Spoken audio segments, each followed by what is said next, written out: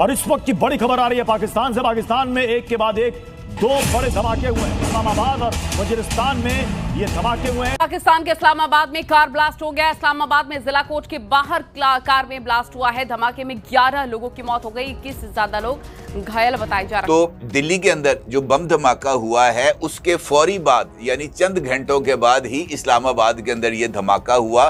तो इसका मतलब ये है कि अफगानिस्तान और दिल्ली यानी काबुल और दिल्ली के ताने बाने आपस में मिलते हैं। कि पाकिस्तान ने फौरन कहना शुरू कर दिया है कि ये इंडिया की प्रॉक्सीज ने हमला किया है। तो जो दिल्ली में धमाका हुआ, वो सीएनजी फटा या धमाका हुआ जो भी, उसका बदला अब इस्लामाबाद में हो गया है। एक तरफ इस्लामाबाद के अंदर नाज़रीन खून बह रहा है, खून बह रहा है, खौफ है, बिल्कुल हाई अलर्ट है। दूसरी तरफ नाज़रीन पाकिस्तान के प्राइम टेलीविजन पर डिटाई के साथ मरियम नवाज की बेलम से तस्वीर दिखाई जा रही है। मरियम नवाज बेलम में कोई बातचीत कर रही है क्लाइमेट चेंज के ऊपर और दिखाई जा रही है पाकिस्तान के अंदर के जहां पर इस वक्त धमाके हो रहे हैं। जंग छिड़ी हुई है आपकी सरहदों के ऊपर, अफगानिस्तान को लेकर, तहरीक तालिबान पाकिस्तान को लेकर। दूसरी जानिब इस हमले को एक पॉलिटिकल पॉइंट स्कोरिंग के लिए भी यूज किया जा रहा है। न्यू दिल्ली के अंदर धमाका हो जाता है और अगली ही सुबह पाकिस्तान की अदालतों के बाहर धमाका हो जाता है और अफगानिस्तान के ऊपर इल्जाम लगाया जाता है।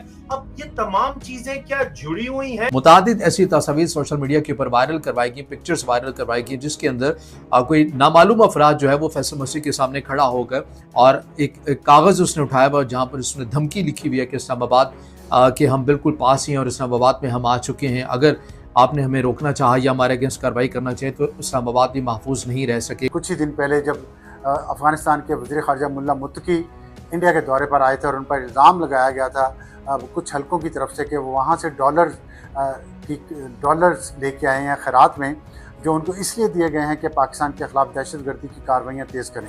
जी दोस्तों, मैं विजय और आप देख रहे हैं वीस रिएक्शन। तो दोस्तों 10 तारीख को जो दिल्ली में लाल किले के पास ब्लास्ट हुआ, उसके तुरंत बाद ही जो है पाकिस्तान का मीडिया भारत के मीडिया के नाम से छाती पीट कर चीखना चिल्लाना शुरू कर देता है कि भारत का मीडिया पाकिस्तान का नाम ले रहा है, पाकिस्तान को जानबूझकर टारगेट कर रहा है, प्रोपेगेंडा कर रहा है पाकिस्तान के खिलाफ। और ये जो ब्लास्ट हुआ है ये खुद भारत ने ही करवाया है, ये एक फॉल्स फ्लैग ऑपरेशन है पहलगाम की तरह, ताकि पाकिस्तान को टारगेट किया जा सके।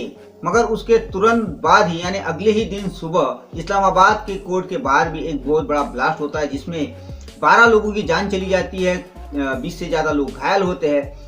और फिर पाकिस्तान का मीडिया वही बकवास शुरू कर देता है। ये जो आरोप है, ये जो ब्लास्ट है, इसका आरोप अफगानिस्तान और भारत के ऊपर लगाना शुरू कर देता है। यानी पाकिस्तान में अगर कुछ हो जाए तो वो भारत और अफगानिस्तान ने किया, और अगर भारत के अंदर कुछ हो जाए और पाकिस्तान का नाम आ जाए तो ये छाती पीटना शुरू कर देते। मगर खैर, ये जो ब्लास्ट हुआ है, अब इसके ऊपर पाकिस्तानी मीडिया क्या बात कर रहा है, चलिए देखते हैं आज की इस वीडियो में।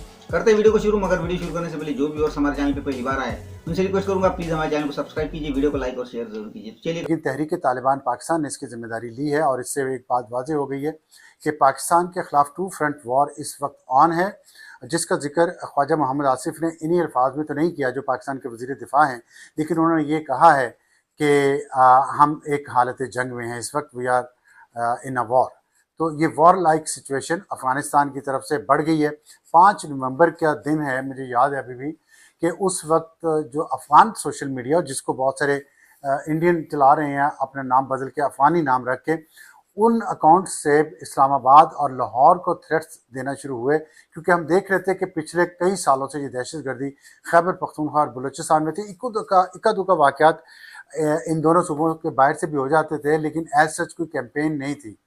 और लेकिन 5 नवंबर को ये धमकी देना शुरू की, और ये वही दिन थे कुछ ही दिन पहले जब अफगानिस्तान के वज़ीर ख़ारजा मुल्ला मुत्तकी इंडिया के दौरे पर आए थे और उन पर इल्ज़ाम लगाया गया था कुछ हलकों की तरफ से कि वो वहाँ से डॉलर्स लेके आए हैं खैरात में, जो उनको इसलिए दिए गए हैं कि पाकिस्तान के खिलाफ दहशतगर्दी की कार्रवाइयाँ तेज़ करें। अब ये सो कॉल्ड किसी टीटीपी ग्रुप ने जिम्मेदारी कबूल कर ली है। अब आपने गौर करना है कि पाकिस्तान ने फौरन कहना शुरू कर दिया है कि ये इंडिया की प्रॉक्सीज ने हमला किया है। तो जो दिल्ली में धमाका हुआ, वो सीएनजी फटा या धमाका हुआ जो भी, उसका बदला अब इस्लामाबाद में हो गया है। तो टिट फॉर टैट हो गया है, अदले का बदला हो गया है। और अब जंग की कोई ज़रूरत बाकी नहीं है। ठीक है जी, अब दुनिया को बताया जा सकता है जी कि अगर वहाँ धमाका हुआ तो यहाँ भी तो हुआ है, तो हम तो नहीं हमला कर रहे हैं इंडिया के ऊपर, तो इंडिया क्यों करेगा हमारे ऊपर। लेकिन दूसरी तरफ माहौल बड़ा ख़राब हो रहा है। कैडेट कॉलेज वाना में जो हुआ है और जो हो रहा है, ये याद दिला रहा है पुराने फॉल्स फ्लैग की। मैं ये नहीं कहता ये फॉल्स फ्लैग है, लेकिन पुराने फॉल्स फ्लैग की याद दिला रहा है। जब कहीं ऑपरेशन करना होता था तो वहां पे कोई ना कोई बड़ा वाकया हो जाता था। फिर वो स्वात में एक बच्ची को कोड़े मारने की वीडियो हो, जो बाद में साबित हुआ अदालत में कि झूठी थी, जाली थी, लेकिन उसको बुनियाद बना के देखें जी बच्चियों को यहाँ पे सरेआम कोड़े मारे जा रहे हैं या खातून को कोड़े मारे जा रहे थे। उस वाकये को बुनियाद बना के पूरा स्वात ऑपरेशन हुआ था।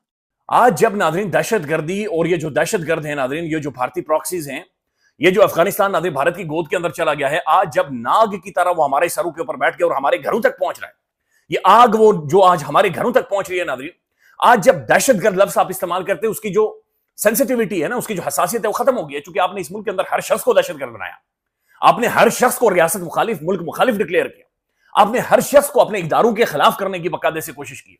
और आज भी आप ठीक है, आप गाते रहें, आप सलूट मारते रहें, आप जाएं ट्रंप को सलूट मारें। बड़ी अजीब और गरीब नादरीन सूरत हाल है। इसके ऊपर आप क्या बात करेंगे, आप क्या खबर देंगे, आप क्या इसके ऊपर डिस्कशन करेंगे? I don't know. ये सूरत हाल नादरीन मजीद खराब होगी, आप याद रखिएगा। और अगर दहशतगर्दी नादरीन इस्लामाबाद के शहरी तक पहुंच गई है तो इसका मतलब यह है कि आपका कोई भी शहर, कोई भी गांव या कोई भी देहात महफूज नहीं है। ये हमारी सिक्योरिटी फोर्सेस की कामयाबी है कि हमारे बच्चों को उन्होंने बचा लिया। जनूबी वजीरिस्तान में 550 बचा था, एहसास नहीं हो रहा नादरीन किसी को, चूंकि ये कामयाब ऑपरेशन हो गया, एहसास नहीं हो रहा। इस्लामाबाद में एक तवील अरसे के बाद दिल खराश वाकया है और इस वाकये के मुबैना तौर पर ताने बाने फितना अल ख्वारिज के साथ जाकर मिलते हैं, क्योंकि हालिया दिनों में फितना अल ख्वारिज की तरफ से बार बार ये धमकी दी जा रही थी। बल्कि अफगानिस्तान के साथ जब पाकिस्तान की जंग थी तो उस मौके पर भी मुसलसल इस बात का इजहार किया जा रहा था। लोग फैसल मस्जिद के करीब अपना चेहरा छुपाकर जो है वो इस बात का इजहार कर रहे थे कि जनाब हम इस्लामाबाद में आग लगा देंगे। मुझे ऐसे लगता है कि ये वाकयात उसी सिलसिले की कड़ी हैं। और अगर आप देखा है तो दिल्ली के अंदर जो बम धमाका हुआ है उसके फौरी बाद यानी चंद घंटों के बाद ही इस्लामाबाद के अंदर ये धमाका हुआ। तो इसका मतलब ये है कि अफगानिस्तान और दिल्ली यानी काबुल और दिल्ली के ताने बाने आपस में मिलते हैं। पेम्स हॉस्पिटल इस्लामाबाद के अंदर 9 लाशें अब तक लाई जा चुकी हैं और इब्तदाई तहकीकात के मुताबिक ये जो 21 जख्मी हैं इनमें से 8 की हालत तशवीशनाक बताई जाती है। पाकिस्तान का यहाँ पे जो मामलात हैं वो पाकिस्तान बिल्कुल जरा सा भी देर नहीं लगाता। पाकिस्तान के इंफॉर्मेशन ऑपरेशन हैंडल जो ISPR और ISI चलाती है वो अफगानिस्तान की तरफ उसका इशारा फौरी तौर के ऊपर करती है। और पाकिस्तान के जनाब वजीरे जो फॉर्म 47 हुकूमत का जो वजीरे दिफा है ख्वाजा, वो क्या बयान देता है, वो फौरन कहता है जी हम हालत जंग के अंदर हैं। और फौज के कंधों के ऊपर हुकूमत करने वाली जो यहाँ पे आई हुई है फॉर्म 47 हुकूमत, वो कहती है जनाब ये वेकअप कॉल है। This is very interesting. वो इसको वेकअप कॉल कहते हैं और कहते हैं कि जनाब ये वेकअप कॉल है कि सारे पाकिस्तान की जंग है जिसमें पाकिस्तान फौज रोज कुर्बानियां दे रही है। इसमें कोई शक नहीं है कि जनाब रोजाना की बुनियाद पे पाकिस्तानी फौज की बेतहाशा कैजुअलिटीज हो रही हैं, जो कि बताई अब नहीं जाती। पहले बता दी जाती थी, अब बताई नहीं जाती, क्योंकि अवाम जो है वो उसके ऊपर ताजियत के बजाय उल्टा जिस किस्म की बातचीत करती है वो फौजियों का मोराल उससे बहुत ज्यादा डाउन होता है, क्योंकि खुशी का इजहार उल्टा किया जा रहा होता है। क्यों किया जा रहा होता है इसके ऊपर ये लोग सोचते नहीं है, बस गद्दारी के फतवे बांटना शुरू कर। पाकिस्तान की तरफ से जो केस एक बिल्डअप कर लिया गया है वो अफगानिस्तान से मुतालिक कर लिया गया। फिर इसके अंदर एक और चीज आपने एक थंबनेल के अंदर भी पिक्चर देखी होगी, इसमें पाकिस्तान और अफगानिस्तान के जब मुज़ाकरात चल रहे थे और दोनों ममालिक की कशीदगी भी जारी थी, मुतादिद ऐसी तस्वीर सोशल मीडिया के ऊपर वायरल करवाई गई, पिक्चर्स वायरल करवाई गई, जिसके अंदर कोई नामालूम अफराद जो है वो फैसल मस्जिद के सामने खड़ा होकर और एक कागज़ उसने उठाया हुआ जहाँ पर उसने धमकी लिखी हुई है कि इस्लामाबाद के हम बिल्कुल पास ही हैं और इस्लामाबाद में हम आ चुके हैं, अगर आपने हमें रोकना चाहा या हमारे अगेंस्ट कार्रवाई करना चाहे तो इस्लामाबाद भी महफूज नहीं रह सकेगा। इन दिनों के अंदर वो चीज़ें भी बहुत वायरल दोबारा से होना शुरू हो गई हैं और कल ही कुछ ऐसे अकाउंट्स हैं जो खुद को जाहिर कर रहे हैं कि उनका ताल्लुक अफगानिस्तान से है, उन अकाउंट्स की तरफ से भी 14 घंटे पहले ही बता दिया गया था कि इस्लामाबाद में बहुत कुछ होने वाला है। ये तमाम तर वो चीज़ें हैं जिन्हें सिक्योरिटी ज़राए तमाम हवाले से तहकीकात भी कर रहे हैं। वज़ीर दाखिला मोहसिन नकवी भी कह चुके हैं कि कुछ बहुत सारे मैसेजेस भी मिले हैं, उन्हें भी देखा जा रहा है। लोगों की जाने जा रही हैं। इस्लामाबाद कैपिटल नादरीन दारुल हुकूमत, उसके सेंटर में आकर दहशतगर्द धमाके कर रहा है। वो हमें बताया जा रहा है कि पीर विदाई से मोटरसाइकिल पर आया। भाई ये खौफनाक चीज है। क्या हम एक दफा फिर तैयार हैं नादरीन के पाकिस्तान में रोजाना की बुनियाद पर एक नंबर काउंट हो कि आज इतना बंदा गिर गया, आज इतना बंदा गिर गया, आज उतना बंदा गिर गया। दुनिया प्रोग्रेस कर रही है, दुनिया तरक्की कर रही है, दुनिया इवॉल्व कर रही है और नादरीन हमारे नसीबों में यह चीज लिखी हुई है। इकोनॉमी फेल, इलेक्शन फेल, इंतखाबात fail, judiciary fail, election commission fail. भाई कोई एक चीज है इस मुल्क के अंदर। आज की वीडियो और अभी आपने देखा कुछ लोग जो है वो जो पाकिस्तानी सरकार की तरफ से बयान दिया गया है, अफगानिस्तान के ऊपर आरोप लगाया गया है। हालांकि ये भी सामने आया है कि इनका कहना है कि टीटीपी ने ये एक्सेप्ट कर लिया है, इसकी जिम्मेदारी ली है और कहीं कहीं ये भी बात सुनने में आ रही है कि ये टीटीपी ने जिम्मेदारी नहीं ली है, मगर पाकिस्तान की तरफ से ये आरोप सीधा सीधा अफगानिस्तान के ऊपर लगा दिया गया और साथ साथ जो है इनडायरेक्टली भारत का भी नाम ये इनकी सरकार की तरफ से लिया जा रहा है। मगर जो पाकिस्तान के ये फौजी पिट्टू है ये तो डायरेक्टली भारत का नाम लेते ही लेते हैं कि ये भारत के प्रॉक्सी है।